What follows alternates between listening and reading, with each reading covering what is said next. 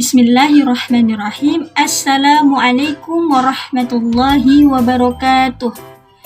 Alhamdulillahi rabbil alamin. Wassalatu wassalamu ala asrafil anbiya'i wal mursalin wa ala alihi wa sahbihi rasulillahi ajma'in, amma ba'du.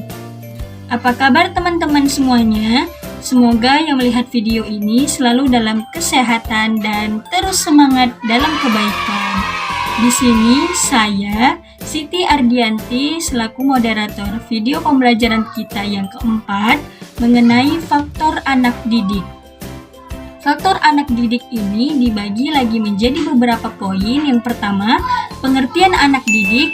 Yang kedua, pembawaan anak didik. Yang ketiga, anak didik sebagai manusia yang berkembang. Yang keempat, fase-fase perkembangan. Dan yang kelima, pola perkembangan dan faktor yang mempengaruhinya.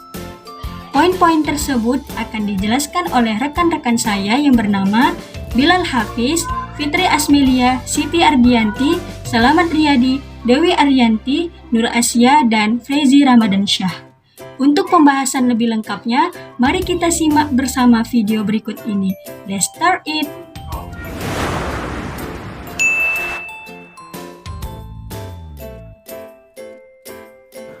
Pengertian anak didik dalam arti luas adalah setiap orang yang menerima pengaruh dari seseorang atau sekelompok orang yang menjalankan kegiatan pendidikan.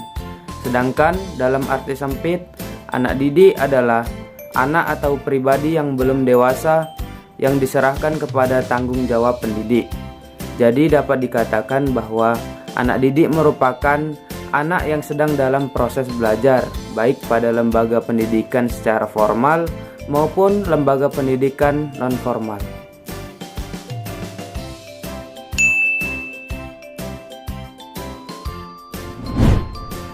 Pembahasan selanjutnya yaitu mengenai pembawaan anak didik. Pembawaan adalah seluruh potensi-potensi yang terdapat pada seorang individu atau seorang manusia dan selama masa perkembangannya dapat diwujudkan atau direalisasikan. Setiap individu atau manusia sejak dilahirkan telah memiliki potensi-potensi tersebut, tetapi tidak dapat begitu saja diwujudkan atau direalisasikan. Karena untuk mewujudkan potensi-potensi tersebut, seorang manusia itu atau individu itu harus melalui berbagai latihan-latihan terlebih dahulu, berbagai proses dan juga berbagai perkembangan. Ada 4 pandangan yang dikemukakan oleh para ilmuwan mengenai pembawaan anak didik ini. Pandangan pertama yaitu pandangan nativisme. Pandangan nativisme ini salah satu yang menganutnya yaitu Schopenhauer, seorang filosof bangsa Jerman. Pandangan ini mengemukakan bahwa perkembangan seorang individu semata-mata ditentukan oleh faktor-faktor yang ia bawa sejak lahir.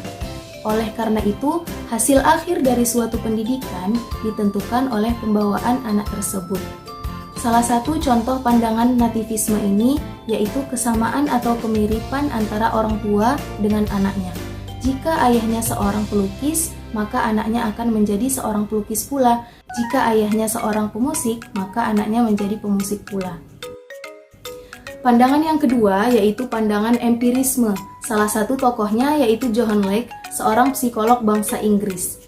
Teori atau pandangan ini biasa kita kenal dengan teori tabula rasa, yang mengemukakan bahwa anak yang lahir diumpamakan seperti kertas putih yang masih bersih dan kosong, dan lingkunganlah yang akan mengisi banyak hal kepada anak tersebut. Teori ini berpendapat bahwa manusia ditentukan oleh lingkungan dan usaha-usaha pendidikan semata. Pandangan konvergensi. Pandangan ini lahir dari ahli ilmu jiwa Jerman yang bernama William Strand. Ia berpendapat bahwa pembawaan dan lingkungan kedua-duanya menentukan perkembangan manusia. Contohnya, ketika seorang anak memiliki potensi dalam suatu bidang sejak kecil, misalnya dalam bidang musik, maka saat ia beranjak remaja, orang tuanya memberikan ia kursus di bidang musik. Dengan lingkungan itu, ia bertemu dengan orang-orang hebat yang ahli dalam bidang musik. Maka dengan itu berkembanglah bakat anak tersebut. Pandangan Islam. Rasulullah Shallallahu Alaihi Wasallam telah memberikan kita isyarat bahwa manusia sejak lahir telah membawa potensi untuk dikembangkan. Dalam isyarat ini, Rasulullah menegaskan kembali dalam riwayat Abu Hurairah yang berbunyi, "Kullu mauludin yuladu 'alal fitrah, fa abawahu yuhawwidanihi aw yunassiranihi aw yumajjisanihi." Yang artinya, manusia itu dilahirkan dengan fitrah, tabiat atau potensi yang suci dan baik. Hanya ibu bapaknya lah yang menyebabkan ia menjadi Yahudi, Majusi, atau menjadi Nasrani. Hadis ini menekankan atau menjelaskan bahwa fitrah yang dibawa sejak lahir oleh anak itu sangat besar dipengaruhi oleh lingkungannya. Fitrah itu sendiri tidak dapat berkembang tanpa dipengaruhi kondisi lingkungan sekitar, yang mungkin dapat dimodifikasikan atau dapat diubah secara drastis, manakala lingkungannya tidak memungkinkan dirinya menjadi lebih baik. Adapun makna dari hadis tersebut, makna fitrah manusia adalah kejadian sejak semula atau bawaan sejak lahirnya. Akhirnya, manusia sejak awal kejadiannya membawa potensi beragama yang lurus dan dapat dipahami oleh ulama sebagai tauhid.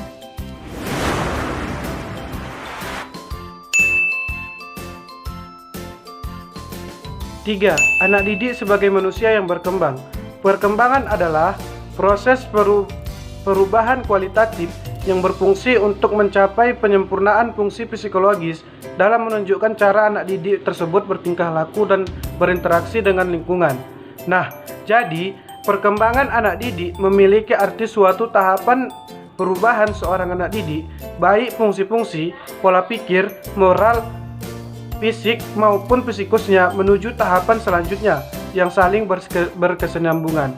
Secara terminologi, anak didik berarti individu yang mengalami perubahan perkembangan, sehingga masih memerlukan bimbingan dan arahan dalam membentuk kepribadian, serta sebagai bagian dari struktur proses pendidikan. Sebagai individu yang telah mengalami fase perkembangan, tentu peserta didik tersebut masih memerlukan bantuan bimbingan dan arahan menuju ke tahap yang lebih baik.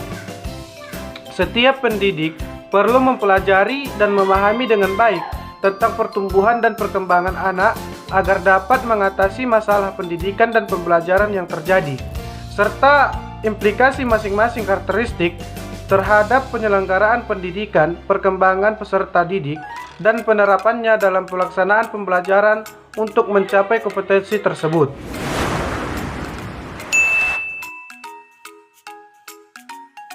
4. Fase-fase perkembangan. Lester Brown yaitu salah satu seorang tokoh yang memiliki banyak karya, salah satunya buku yang berjudul Education Psychology. Ia menyatakan dalam buku Human Development and Learning bahwa ada 3 fase perkembangan, yaitu 1. Masa si Hildot. Masa si Hildot dimulai dari dalam kandungan, kelahiran, bayi ataupun kanak-kanak sehingga menjadi anak sekolah. 2. Maturity. Masa maturity adalah suatu proses perkembangan ketika seseorang mengalami kematangan sebelum ia masuk pada masa kedewasaannya. 3. Adulthood. Pada masa adulthood adalah seorang masa mencapai kedewasaannya. Islam sangat menekankan pemahaman tentang masa-masa perkembangan anak fisik maupun psikis. Salah satu hal penting yang dapat dipahami dalam proses pembinaan anak ini adalah menerapkan proses pembinaan anak sesuai dengan fase perkembangan anak agar memberikan bimbingan yang lebih efektif. Abu Zahra adalah dosen Al-Zahra Kairo, seorang akademisi penelitian Islam. Ia membagikan fase perkembangan anak menjadi 4 fase, yaitu as-hobi atau at-talik atau anak kecil. 2. Muwajid atau mampu membedakan sesuatu. 3. Mubarik atau menjelang usia balik. 4. Balik, mampu diberikan beban hukum. Salah satu Satu, pola mendidik anak sesuai dengan perkembangan yang disebutkan oleh Ali bin Abi Thalib, yaitu 1. 7 tahun pertama didiklah seorang anak dengan lembut dan penuh dengan kasih sayang. 2. 7 tahun kedua masuklah kepada penanaman dan prinsip yang mendidik anak dengan tegas bukan keras. Contohnya, memberikan anak yang mana yang baik dan mana yang tidak baik. 3. 7 tahun ketiga mendidik anak untuk bermusyawarah. Contohnya, anak itu dapat mengemukakan pendapatnya.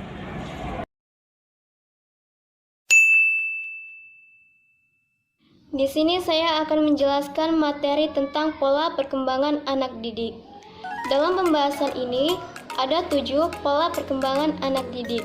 Yang pertama, pola perkembangan fisik dan motorik. Nah, di sini Kuhlen dan Thompson menyatakan bahwa perkembangan fisik individu itu meliputi 4 aspek. Yang pertama, struktur fisik. Yang kedua, sistem saraf. Yang ketiga, kekuatan otot. Dan yang keempat, kelenjar endokrin. Dan yang kedua, ada pola perkembangan kognitif atau intelektual. Dalam perkembangan kognitif ini berkaitan dengan potensi intelektual yang dimiliki oleh individu, yakni kemampuan untuk berpikir dan dapat memecahkan sebuah masalah. Dan yang ketiga, ada pola perkembangan bakat khusus. Nah, bakat di sini dapat dikatakan sebagai kemampuan individu dalam menerima latihan atau respon seperti bahasa, musik, seni, dan lain-lain. Dan yang keempat, ada pola perkembangan kepribadian. Perkembangan kepribadian ini terdapat kecenderungan, di mana ciri sifat kepribadiannya yang menetap dan relatif tidak berubah, sehingga dapat menimbulkan perilaku khusus terhadap diri seseorang. Dan yang kelima, ada pola perkembangan sosial. Nah, perkembangan sosial ini mencakup pencapaian kematangan anak didik dalam interaksi sosialnya, seperti bagaimana ia mampu bergaul dan beradaptasi dengan lingkungannya. Dan yang keenam, ada pola perkembangan emosi. Emosi ini dapat dikatakan sebagai perasaan intens yang ditujukan kepada seseorang atau suatu kejadian, baik dia berupa perasaan senang akan sesuatu, marah kepada seseorang, ataupun takut terhadap sesuatu. Dan yang terakhir yaitu yang ketujuh, pola perkembangan moral. Nah, perkembangan moral ini mencakup mengenai apa yang harus dilakukan oleh anak didik dalam berinteraksi dengan orang lain. Faktor genetik hereditaritas dan faktor lingkungan. Faktor genetik hereditaritas merupakan faktor internal yang mempengaruhi terhadap perkembangan individu. Faktor hereditaritas adalah totalitas karakteristik individu yang diwariskan oleh orang tua. Faktor ini bersifat potensial, pewarisan, atau bawaan, dan alamiah. Faktor lingkungan merupakan faktor eksternal yang turut membentuk dan mempengaruhi perkembangan individu. Faktor lingkungan dapat berupa keluarga, sekolah, dan masyarakat.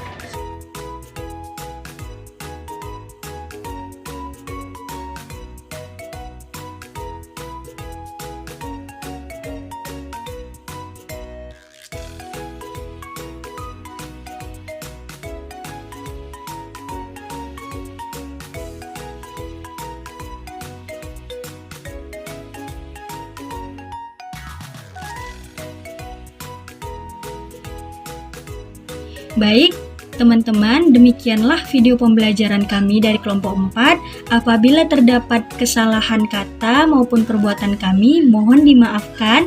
Semoga bermanfaat. Billahi taufiq wal hidayah. Assalamualaikum warahmatullahi wabarakatuh.